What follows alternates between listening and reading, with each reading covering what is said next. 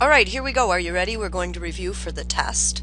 I want to make sure that you know that we're in Chapter 1 in the Trig book, and this is a no calculator test, and so because of that you may ignore the last two questions from the quiz that you took because those required a calculator. So let's talk about what is on the test. So we're going to start right out by giving you that the terminal point is -3, 2, and you're going to find the values of the 6 trig functions. So 6 trig function values, that will be the question.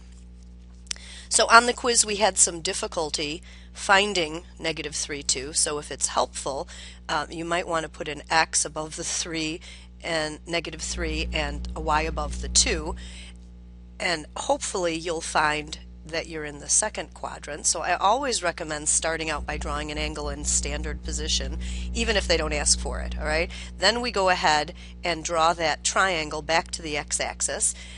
If x is -3, we go there. Y is 2.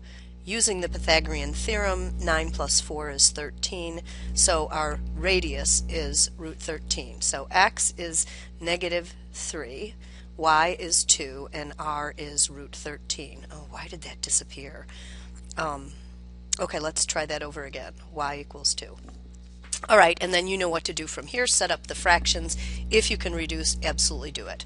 Another way of asking this question is I might say the cosine of theta is -1/2. And sometimes I tell you the quadrant it's in and then ask you to find the other 5 trig values. So we would do similar to this. This time I'm not going to tell you the quadrant it's in, and I'm going to ask you what quadrant could it be in. All right. We know that the cosine is x over r, and r is always greater than 0. So this means, because the cosine is negative, x is less than 0. So x is less than 0 anytime we're to the left side of the y-axis. And so the quadrant this could be in would be either quadrant 2 or quadrant 3. All right, does that make sense? Another type of question I might ask is, where is the tangent of theta undefined? Okay, so we want to think of our angles in standard position, and we know that a fraction is undefined when the denominator is 0, right? And if the tangent is y over x, we're saying that x must equal 0. Does that make sense? And x equals 0 at 90 degrees and then again at 270 degrees. All right, good. There will be a coterminal question, so if you got the coterminal question wrong on the quiz, you're going to want to do that over again. If I say, let's do an example, coterminal to an angle of 225 degrees, you simply add 360 and get 585, or you subtract 360 and get, let's see if I can do this one right, 135. Oops, better be a negative. Okay. All right. And so make sure that negative, boy, that doesn't look like a negative. Let me come in here with a negative. Great. Make sure you understand you're adding and subtracting 360. We had some trouble with people doing the second one in the opposite order. All right. Good. Make sure you're up to date on your 30, 60, 90 triangles as well as your 45, 45, 90 triangles, because I'm going to ask you to find the sine, cosine, and tangent of an angle that is, let's see, what do I have here? 60 degrees. All right, and I'm not going to give you any information at all, and that doesn't seem like that's enough information, but it really is. So here's what you do. You start out by drawing your 60-degree angle in standard position, right?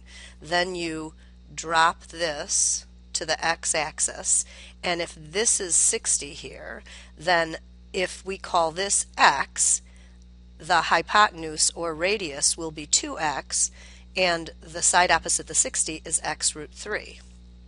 And the cool thing about this is to find the sine of 60, you simply take the y value, x √3, over 2x, the radius, and look at that, the x's cancel out, and even though you did not know any values just relationships, you were able to come up with the sine, and you can go ahead and find the cosine and the tangent as well.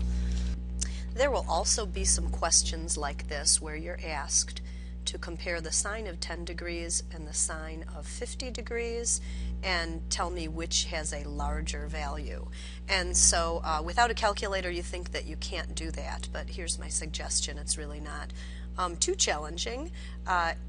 Draw what you think looks like a 10-degree angle, and then draw what you think looks like a 50-degree angle. And then remember that the sine of theta is y over r. Okay, so the y values, here's the y value for 10, and here's the y value for 50, right? This is the 50. And so since they have the same r, the one with the larger y value will have the larger sine, and so hopefully you can see that the sine of 50 is greater than the sine of 10. We'll do some practice for that in class as well. So here we go. Let's go on to another one. I think it's really important that you have a very good sense of the quadrants, right? So we had some problems on quizzes, finding out what quadrant the terminal point was in. It's always also good to know the x values and the y values when they're less than 0, when they're greater than 0. So make sure you're really clear on those. The other thing is that sometimes we end up on, oh boy, I'm all over the place. We end up on an axis. So let's say I'm on the x-axis. You need to remember that's where the y is 0. And then if I end up on the y-axis, x is 0. So that's important to remember as well. Okay, the last thing I'm going to address is that there will be 2 questions where you simplify trig expressions and 2 questions where you prove. All right, so for simplifying, could be as simple as the sine of x times the cotangent of x, and you're supposed to simplify that. And so remember, the building blocks are the sine and cosine, so we don't do anything to the sine, but the cotangent can be rewritten as the cosine over the sine, so we can easily see the simplification is the cosine of x. So my suggestion would be to look at all of those worksheets and practice problems we've done in class so that you're clear on simplifying. There will also be 2 proofs, and instead of doing proofs in this, I'm going to say that the proofs on the test will be no more difficult than the proofs that you're doing for your project. So as long as you've done those 2 proofs, you should be in good shape, along with the practice we'll do in class. All right, so that pretty much covers everything that you'll need to know for the test. See you in class.